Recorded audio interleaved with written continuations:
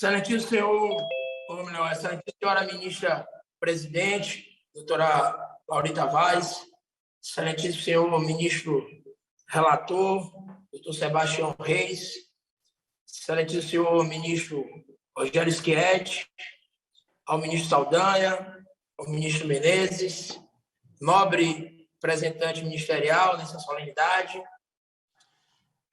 Excelências, inicialmente, agradecer a oportunidade mais uma vez, depois de muito tempo, estava sustentando aqui nessa sexta turma. Historicamente, tenho um cuidado com os advogados, como o colega que me antecedeu também mencionou.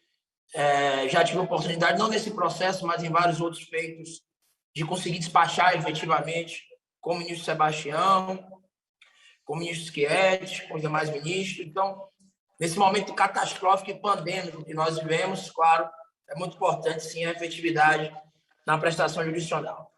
Mas, excelências, o caso em tela gira em torno de uma prisão preventiva que já dura aproximadamente um ano, num processo que tramita na Justiça Federal em Rondônia. O paciente foi destinatário da prisão preventiva para um caso penal, para um ajustamento penal, cujo objeto é a suposta prática de associação, tráfico e tráfico de substâncias entorpecentes. Inicialmente, excelência, é importante mencionar que a decisão que impôs a prisão preventiva, ela carece de fundamentação empírica, fundamentação concreta, fundamentação objetiva e tangível. Há uma discussão que há de ser feita, claro, inicialmente, saber se eventualmente o tribunal pode, o tribunal de segundo grau, mesmo essa Corte da Cidadania, fundamentar uma decisão, algo que não foi feito pelo juiz de piso. O que nós temos na decisão de primeiro grau, que nós tivemos na decisão guerreada, foi uma decisão basicamente genérica, uma decisão extremamente abstrata, que não trouxe elementos empíricos para justificar a segregação.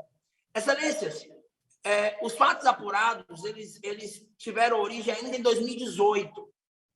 E o próprio Ministério Público diz na denúncia que não se sabe ao certo quando de 2018 essa suposta associação ao tráfico teria sido praticada. Na visão de Rui Cunha Martins, existem alguns elementos no processo penal que são ressuscitados, são chamados cadáveres adiados.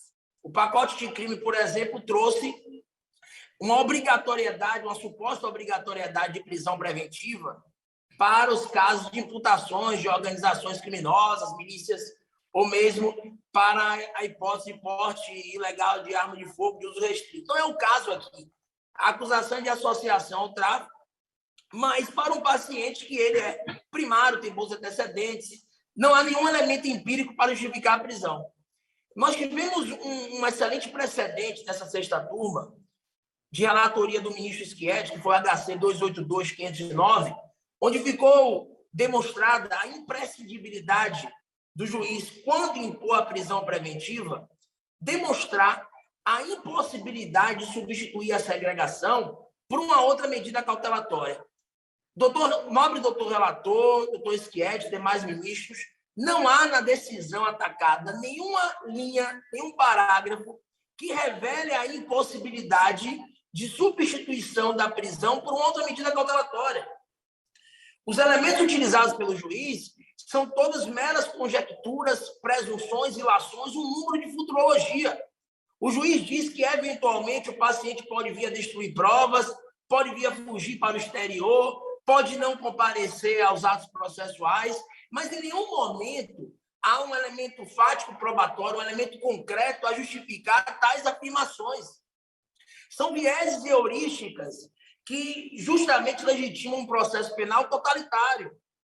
Sim, nós temos precedentes, efetivamente, nessa sexta turma, de que a gravidade concreta da segregação pode legitimar o decreto, pode legitimar uma prisão antecipada, que não pode ser, efetivamente, uma penalização preventiva, mas, no caso em tela, o juiz não trouxe nenhuma fundamentação nesse sentido. Ele fala de garantir a ordem pública, mas, para tanto, ele utiliza os indícios suficientes de autoria. No momento de legitimar a necessidade da prisão, excelências, o juiz diz, efetivamente, que O que se tem em jogo aqui é a possibilidade, eventualmente, do paciente vir a atrapalhar a instrução criminal ou mesmo afastar a possibilidade de execução da pena numa eventual condenação. Sabe-se que a prisão preventiva, claro, ela não pode ser um instrumento de prevenção geral ou prevenção especial, as coisas devem estar no devido lugar, mas, infelizmente, no Brasil, isso ainda existe muito, uma banalização dessa medida inaudita altera a paz.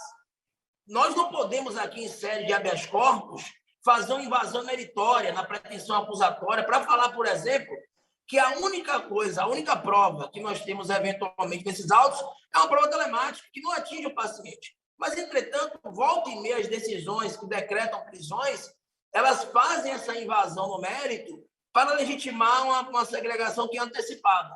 Mais do que isso, já estamos alcançando 1 ano de prisão preventiva e a instrução criminal sequer se iniciou. Quer dizer, o juiz decreta a prisão sob o argumento, sob uma suposta conveniência da instrução criminal, que por 12 meses não se inicia. Uma persecução penal que é desde 2018, como o próprio Ministério Público diz na denúncia.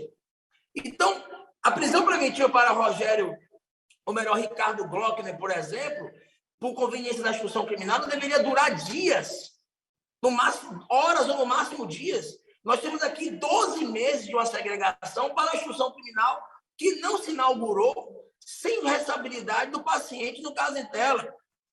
Claro que nós sabemos que o tempo temporaliza o direito juridiciza o tempo. A gente não quer aqui um processo fast food, mas, ao mesmo tempo, não podemos admitir também essa duração, essa destemporalização, essa duração desarrazoada do processo.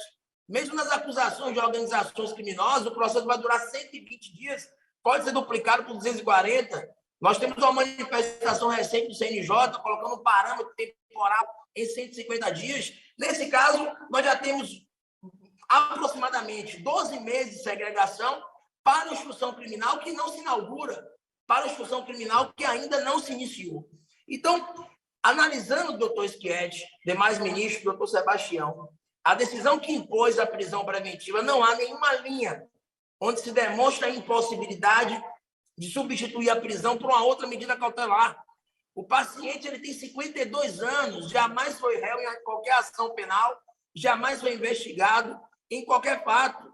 Se alega aqui uma suposta reiteração criminosa para fatos que são objeto da denúncia.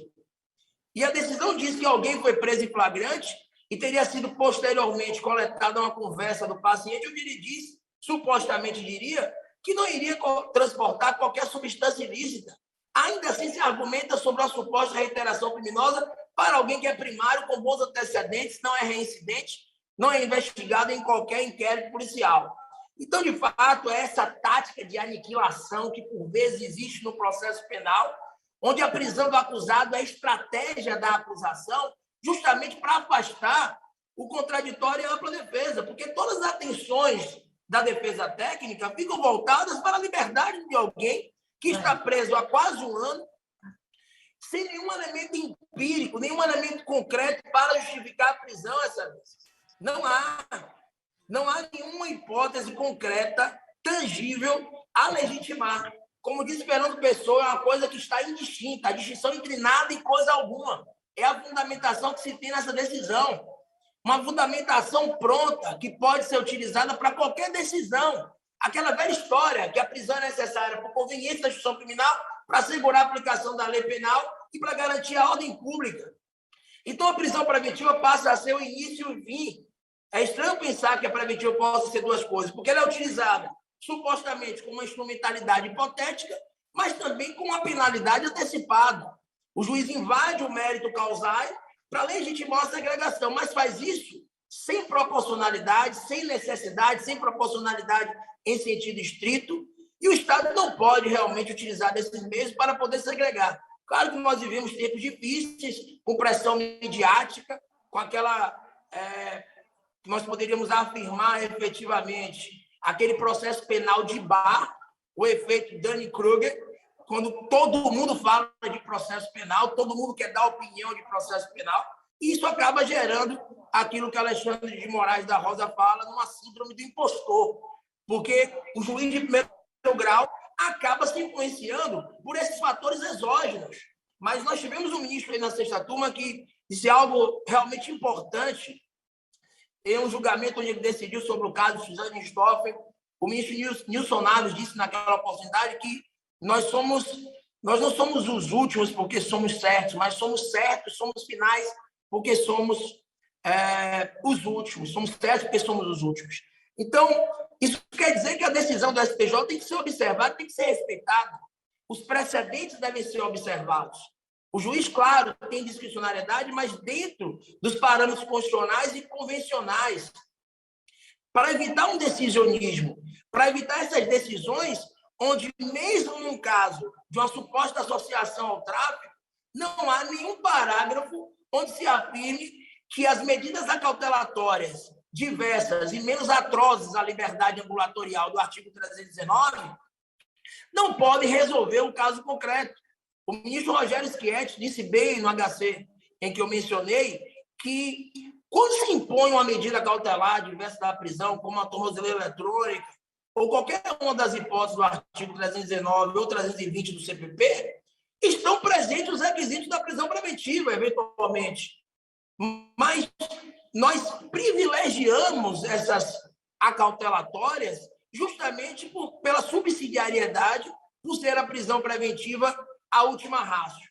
Então, é por tudo isso, pelo excesso de prazo já existente, pela ausência de fundamentação concreta, empírica, no mandado prisional, porque não há uma linha onde haja uma fundamentação concreta, e pela proibição da reformácio impégios, nós temos precedentes dessa corte, para impedir que o ministro substitua a fundamentação que inexiste efetivamente na decisão de primeiro grau. É por tudo isso que a defesa requer a concessão da ordem, impondo, seja qual for, quantas cautelares diversas que nós temos aí no artigo 319 e 320 do Código de Processo Penal. Porque, de fato, o juiz não fundamentou concretamente, empiricamente, a decisão. Ele traz conjecturas, ele traz um número de futurologia, traz a velha cláusula guarda-chuva, que é a ordem pública, que serve para cobrir qualquer coisa, mas ele não trouxe efetivamente um elemento tangível, um elemento concreto para justificar uma medida que é antecipada e que não pode ser banalizada. Claro que vai se discutir aqui a gravidade abstrata do fato ou a suposta apreensão de substâncias entorpecentes em grande quantidade, mas fato é que o paciente não foi preso em flagrante delito com nenhuma substância entorpecente. Eu não posso aqui entregar uma verdade real, uma verdade absoluta para as provas telemáticas. Eu preciso de uma instrução criminal para que a defesa possa contra-atacar e demonstrar no momento oportuno a inocência do paciente. O que não é possível é, efetivamente, sem contraditório, sem ampla defesa, que a prisão preventiva tenha como fundamentação, como motivação, elementos estranhos à sua instrumentalidade hipotética, à sua provisoriedade. Pode encaminhar para o término da sustentação oral, que tem pouco mais de 1 minuto. Obrigado, Excelência. Então, é por tudo isso que a defesa requer a concessão da ordem para que seja possível, efetivamente, que o paciente aguarde eventual audiência em liberdade. Muito obrigado, Excelência.